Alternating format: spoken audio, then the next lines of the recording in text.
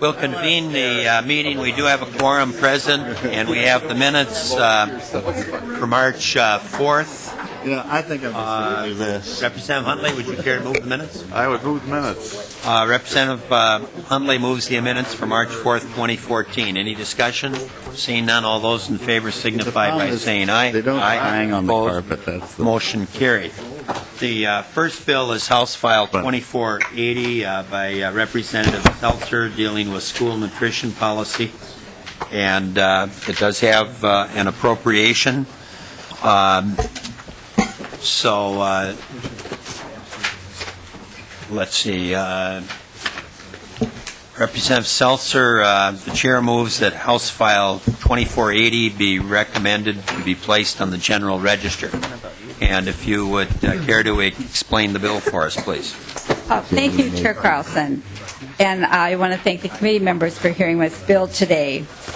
Today we have the opportunity to help our working poor by ensuring that their children get at least 2 nutritious meals during the school day.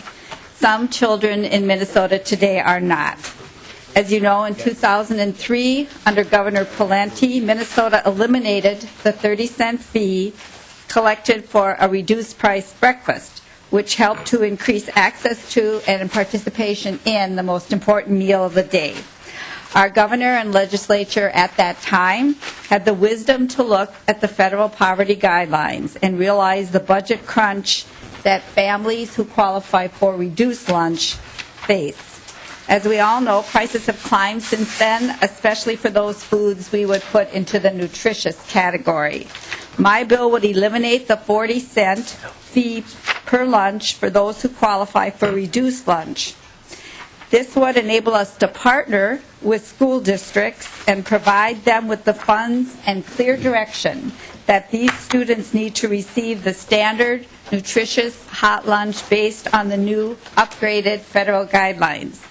Some folks have expressed the feeling that children whose families fall into the category above the federal poverty guidelines but below the 185% of the poverty guideline should pay something towards these lunches, sort of a good faith effort, as it were. But let's just take a moment and examine a budget for a family of 3, say a mom and 2 children, and the mom is earning $32,412 a year, which places that family at about 166% of the federal poverty guidelines, making them eligible for reduced price lunch. This family has a $2,701 monthly income in the metro. At this income level, the family does not qualify for cash assistance or SNAP. A reasonable monthly budget for this family, not including clothing or other basic necessities, would be $1,100 a month for housing and utilities, $350 a month for employer-subsidized health and dental care for 3, $450 a month for transportation if you want to include a car payment, insurance, and gas, $750 for before and after school care. That would be 3.5 hours a day for 2 children. Now that leaves about $51 a month for food, unless you drop some of the above expenses. Now you can argue that, some of these costs are fungible. Perhaps there is no monthly car payment, but then you're probably dealing in that case with an older car and there will be repairs. Children need clothing, and there are other costs associated with raising a child that you and I could name. If there is a large car repair bill, let's say this may be the month mom or dad did not pay the reduced lunch fee. A child who has decided not to have lunch because he or she knows that mom has not paid that fee is more likely to go home and overeat on the starchier foods that family can afford. They are less likely to do well academically at school, as we know that good nutrition plays a huge role in learning. So this is a great opportunity to, in a bipartisan manner, make the statement that no child shall go hungry in a school in Minnesota because of the inability to pay. Thank you, Mr. Chair. Okay. Any discussion?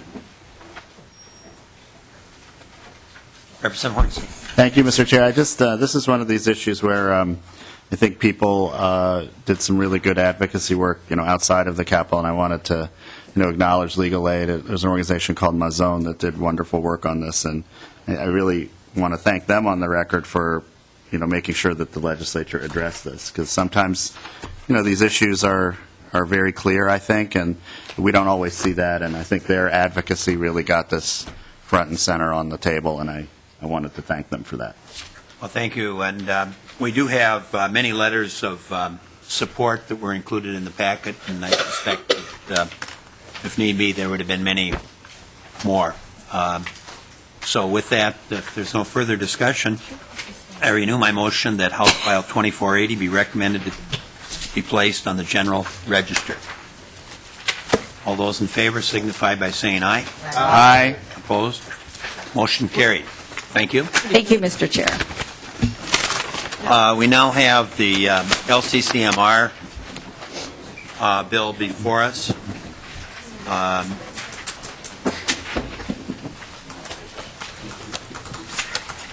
Representative Persell and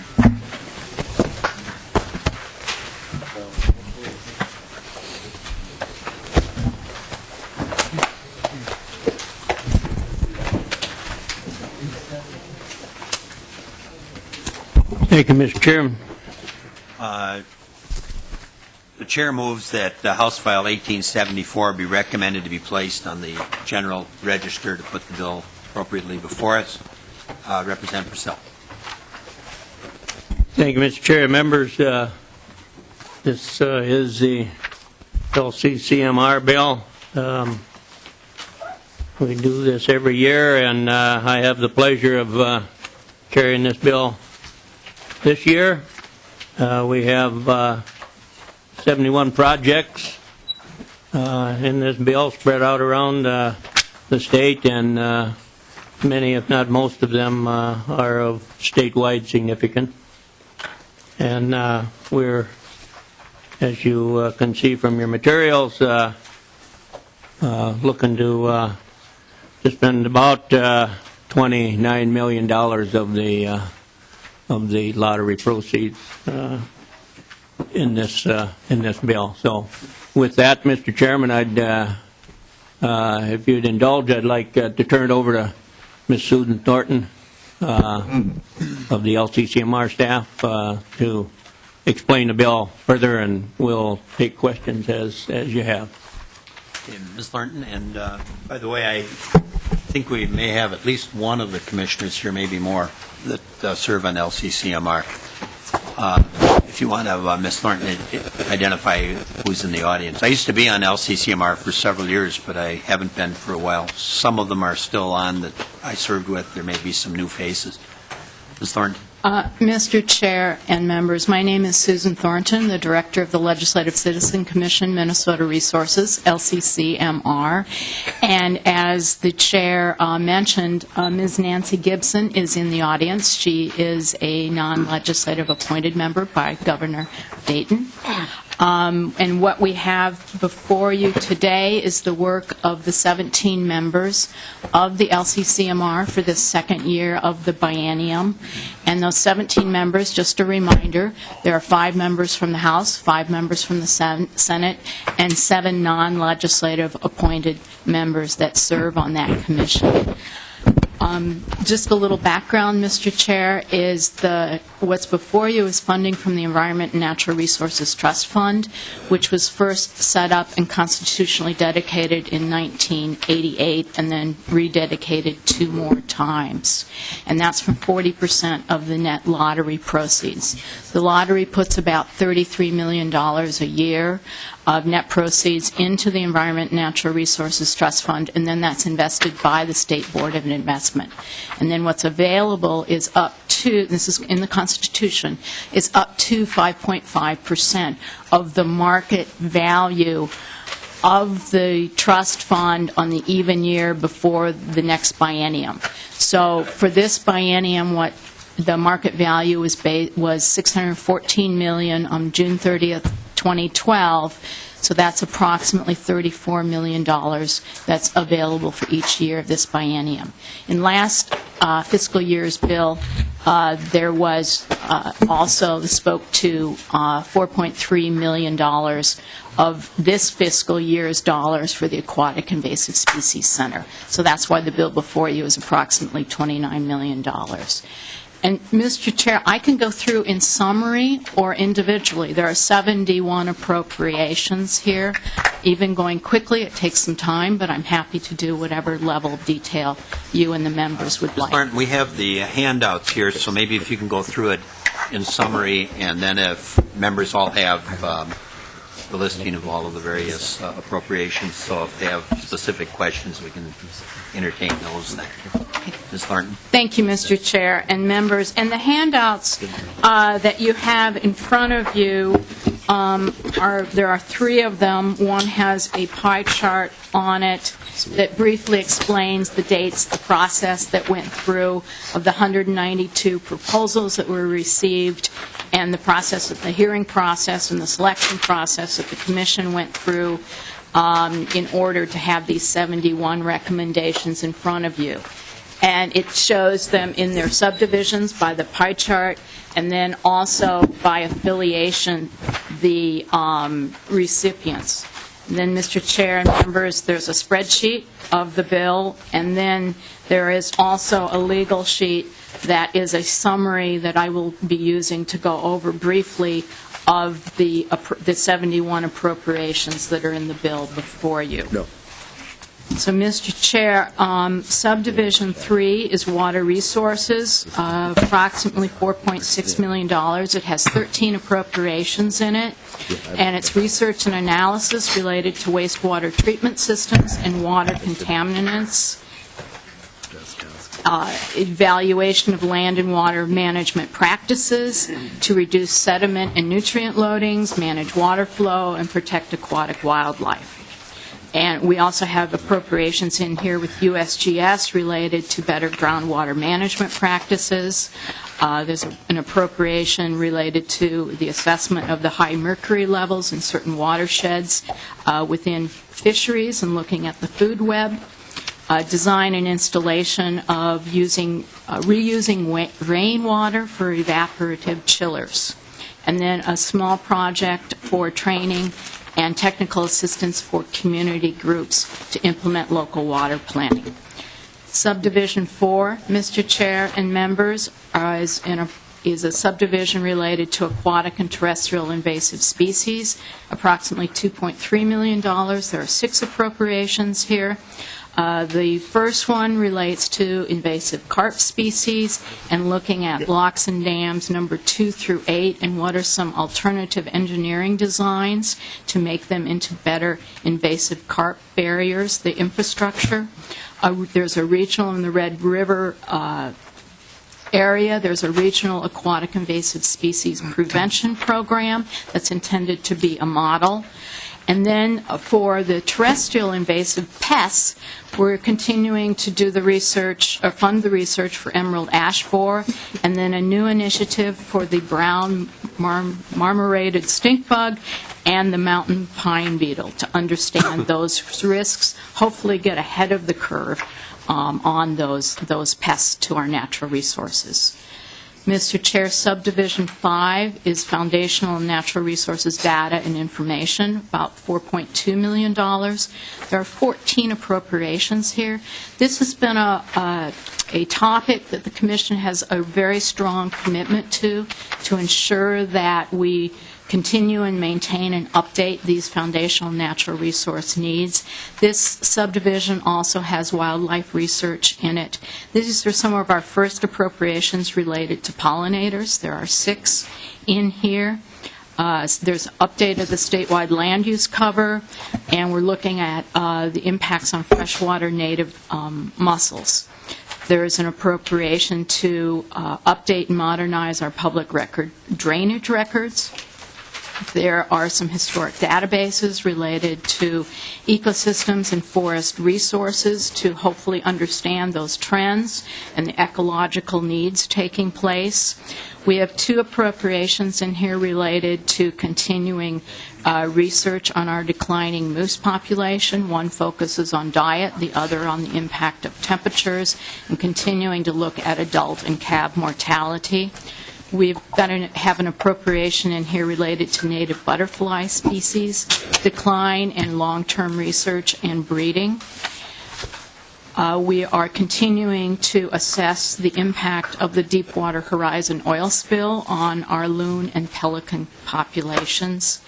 And then we've got a small appropriation in here related to a website public-oriented for plant identification.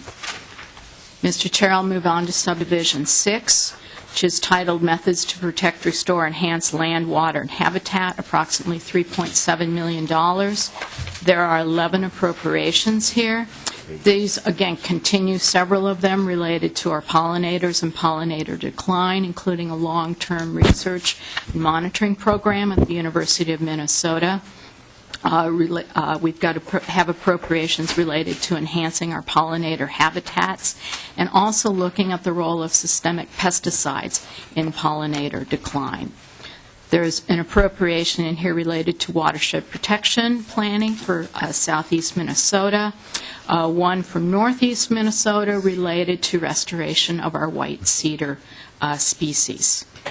Their evaluation of nutrient capture from waterways, biofuel feedstock generation, wetland habitat management, and mineland restoration using some sediment waste reutilization.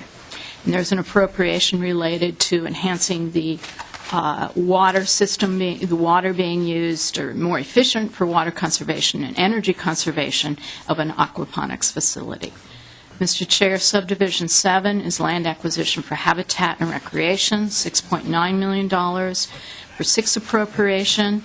It's appropriation for acquisition and restoration for our state scientific and natural areas, an appropriation for acquisition for lands and parks in our Metro Regional Park System, an appropriation for a acquisition of land along the St. Croix River that's adjacent to Browns Creek Trail for a park, and also for further the development of the Mesabi Trail in northeast Minnesota.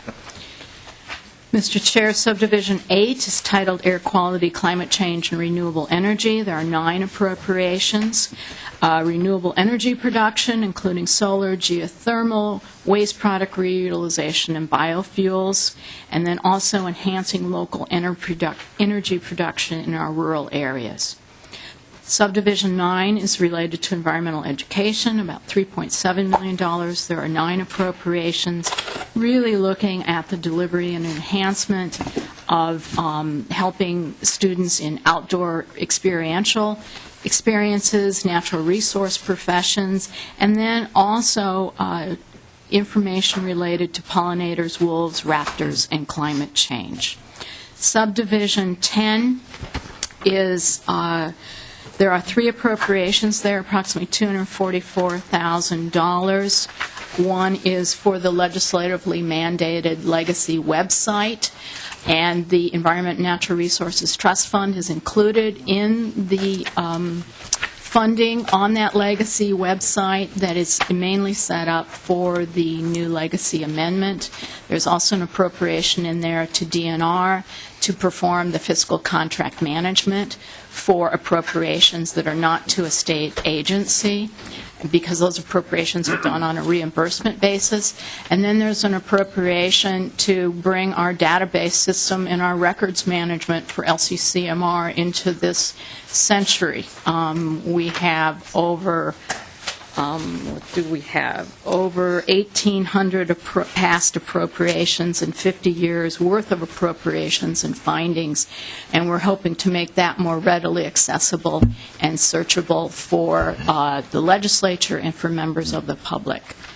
And then, Mr. Chair, there's some rider language within the bill pretty standard related to each of the appropriations.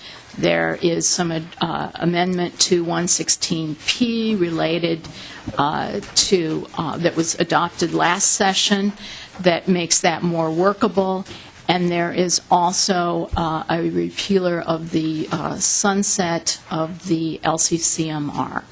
Mr. Chair, I went through that quickly, but I hope that was sufficient.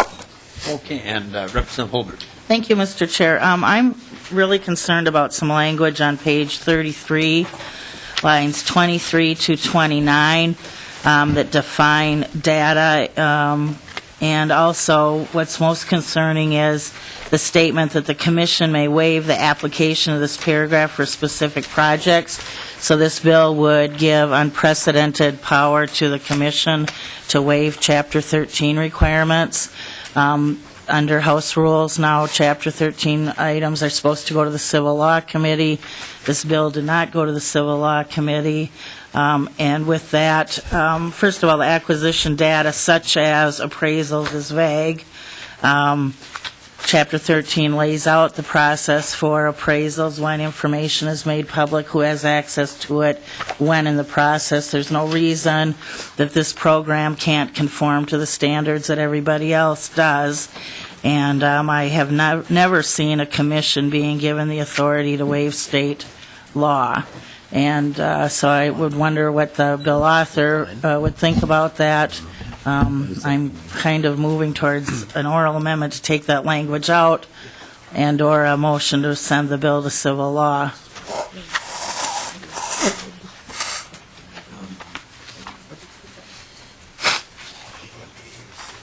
Representative Persell. Thank you, Mr. Chair and Representative Holberg. I'm advised that this language has been in the bill previously, perhaps not in this structured format. I can't attest to it. This is the first time I've carried the bill. But that's the only advice I can give at this time. Ms. Thornton. Mr. Chair and Representative Holberg, excuse me. The history on paragraph J, and it might be the structure here, as I read it now with your comments, thank you. The intent of this is that a recipient of the dollars provide us what we call a transaction report so that we know whether the recipient, whether there were any donations to an organization that went along with some of these acquisitions taking place. The original language had the commission on line 33.27 waiving receiving a transaction report, and that was part of original conference committee language from several years ago. I'm just giving you the history. I'm not advocating one thing or another. I believe line 33.2, I know line 33.23 has been added in the last couple of years by the legislature as it has gone through the process. My staff, and I believe that may have been, I don't recall. We have not used it, and I do not have a staff recommendation one way or the other as to how you wish to proceed now that I understand your concerns. Mr. Chair, well, I'm a little, I don't know what, I haven't heard what the author's preference here is. Would you prefer to take it out, or would you prefer to go to civil, or what's your preference at this point? I think I'm just very concerned that we would give the commission this kind of authority. Just take out. What I would like to know, Representative Holberg, when you say this is kind of rewritten, what's in current law if this were to go? I think that's. You know, Representative Thornton. Mr. Chair, members, I believe it is, current law is identical, current session law is identical to this. There was no commission change to this section in this last set of recommendations. So it's session law, which would then expire if you don't have this language That one sentence. in, as I understand it. Mr. Chair, members, yes, this session law, this rider language applies only to the appropriations within this bill. Okay. So previous bills have had this language, but that would, because it was session law, then would expire. So that's the purpose of restating it now in session law. Representative Simon, or Representative Holbert, were you done?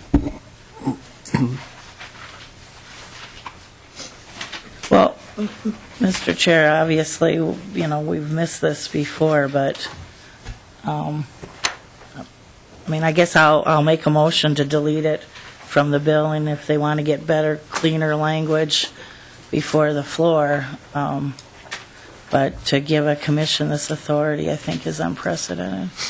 So, Mr. Chair, with that, I would move an oral amendment, lines 30, or page 33, line 23, after the period deletes, and then through line 29 on the same page. Okay, the motion is before us. Representative Simon on the amendment. Mr. Chair, thanks. I was just about to suggest a substantially similar amendment, which would have been to delete just the last sentence instead of the two sentences. To me, the part that's more alarming is the last sentence, not necessarily the second one. I agree that the second to last sentence is, could be clearer and sharper and could have been crafted more specifically, but the last one does give considerable discretion to the office without saying what the criteria are. It just says may waive for specific projects, doesn't even say why. And I'm sure this was an oversight somewhere, but probably best to clean it up here. So, Representative Holberg, I know we have a pending motion before us, but would you be willing to kind of pare it back to just the last sentence? And then maybe folks can work on some clarifying language on the second to last sentence on the way from here to the floor. And Representative Holbert. Mr. Chair and Representative Simon, I understand what you're saying, but I think with a commitment from the author that we'd work on the acquisition data, from my perspective, continuity of standards throughout the system makes it easier for everybody, and so they are subject to Chapter 13, which does lay out standards for data disclosure during acquisition of land, et cetera. So, if you're going to say that this group should have some other way of doing things, then I think you make a valid point. If you believe that we should have continuity across the system, then I don't think they need that sentence either. Representative Simon. Well, then, Mr. Chair, I understand that. I think then, just in the interest of time and to give the office a little more time to craft language that they might want to insert later, I would support the Holberg motion. Okay, any further discussion? Seeing none, then, all those in favor of the Holberg amendment to strike on page 33, lines 33.4 through 33.29? No. Or no, excuse me. No, 33. Oh, it's 23. Yeah. You weren't striking the whole thing. Okay.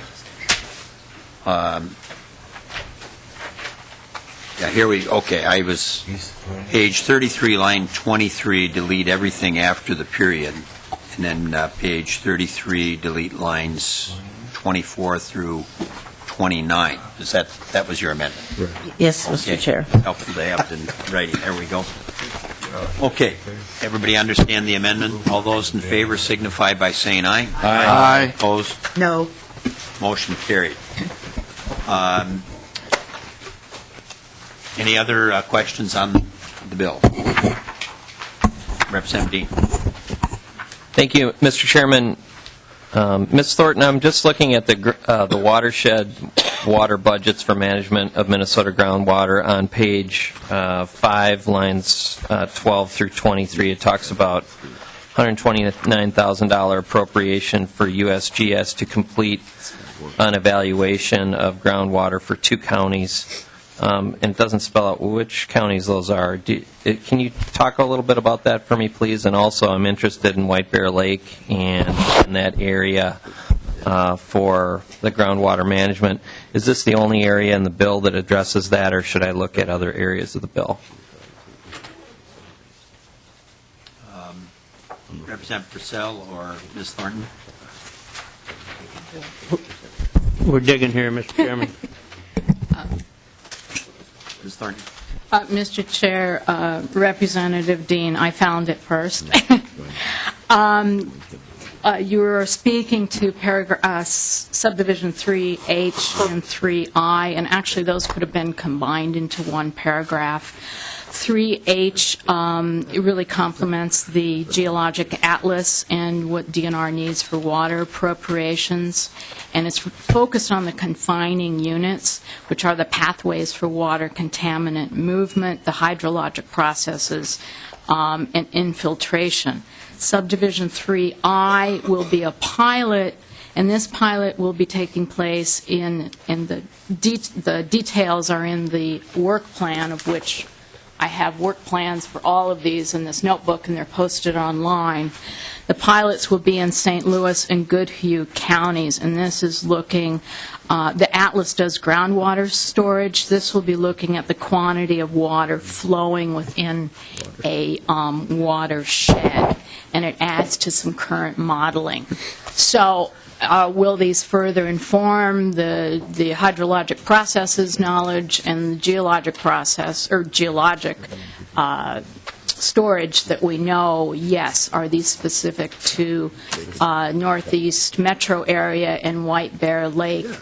No, they are not. As you may recall, there was an appropriation through the Clean Water Fund last year to USGS and others that was very specific to White Bear Lake, and we had a proposal that cycle too, which formed the basis of that clean water appropriation that was made. But this cycle we did not receive, that I recall, a proposal specifically related to our Northeast metro lakes and White Bear Lake.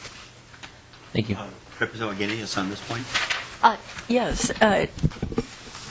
Ms. Thornton brought up one of the things I was going to bring up, that White Bear Lake was specifically addressed with our clean water appropriation last year in 2 ways. She mentioned one of them, a very specific appropriation to USGS, and then there was another appropriation to the Met Council, a much larger appropriation to look at the whole metro area. And obviously this area was going to have great concentrated effort, or the area that you're talking about. Representative Dean? Thank you. Any further discussion? Representative Anderson? Thank you, Mr. Chair. Representative Persell, in the bill you have a section that talks about the Wolf Education Center. Is that any relation to the Howling for Wolves component? Is this part of that mission, or what can you tell me about that piece and how the dollars will be used? Thank you, Mr. Chairman. Representative Anderson, I'm going to tell you what I know without looking into the file here. That is an education program that's aimed, and I've seen a little bit of an outline of the education plan, if you will, to bring facts to the table surrounding wolves and their part in the ecosystem of Minnesota. And it includes everything, from how they live and what they eat and all of those kind of activities. So I look at it as a real good opportunity to educate people on wolves in Minnesota. I look at it as something really good. Representative Anderson? Any further discussion? Seeing none, then I renew my motion that House File 1874 be recommended to be placed on the General Register as amended. Any further discussion? Seeing none, then all those in favor signify by saying aye. Aye. Opposed? No. Motion carried. Some of you may have noticed that we were scheduled possibly for 6 o'clock tonight. That was only if we didn't get these two bills completed. We are now done, so you can remove the 6 o'clock meeting from your agenda. With that, Chair? oh, Do you envision us having another meeting this week? there could possibly be, we're getting close to the targets, and at some point, we're going to need to schedule a meeting for the House budget resolution. That's yet to be determined, but that is a possibility. Okay, thank you. With that, meeting adjourned.